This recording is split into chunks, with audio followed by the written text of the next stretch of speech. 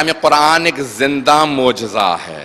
ہم میں سے بہت سے لوگ کہتے ہیں، اکثر کہہ دیتے ہیں، اے کاش میں رسول خدا کے زمانے میں ہوتا، اے کاش میں علی مرتضیٰ کے زمانے میں ہوتا، اے کاش میں امام حسن مجتبیٰ کے زمانے میں ہوتا، اے کاش میں واقعہ کربلا کے وقت ہوتا۔ تو کیا کرتے؟ میں امام معصوم کی زیارت کرتا، میں ان سے معجزہ دیکھتا، میرا یقین اور زیادہ بڑھ جاتا۔ عزیزان گرامی، آپ کے ہر گھر میں زندہ معجزہ موجود ہے۔ یہ جو زندہ معجزہ موجود ہے، اس کو دیکھا کیجئے۔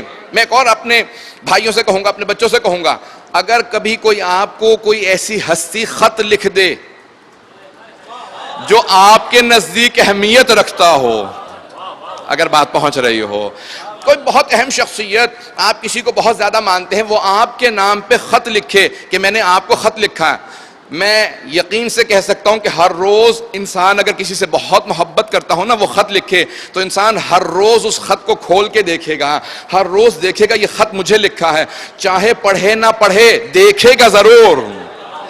بھئی ایک مرتبہ پڑھ چکا، بارہا پڑھے گا، اور اگر نہیں بھی پڑھے گا تو دیکھے گا ضرور، چومے گا ضرور، ارے اس اتنا محبت جس سے میں کرتا ہوں اس نے مجھے خط لکھا ہے۔ عزیزان گرامی، اللہ نے تمام آپ ماننے والوں کو قرآن کی شکل میں خط لکھ کے بھیجا ہے۔ اگر پڑھنا نہیں بھی جانتے، کم از کم کھول کے دیکھے تو صحیح، چومے تو صحیح۔ اس قرآن کو ہر روز کھول کے دیکھا کیجئے۔ شاید اسی لیے امام صادق نے فرمایا، اسی لیے امام صادق فرماتے ہیں، کسی نے کہا مولا میں نے قرآن حفظ کر لیا ہے، تو مولا نے کہا پھر بھی قرآن دیکھ کے پڑھا کر۔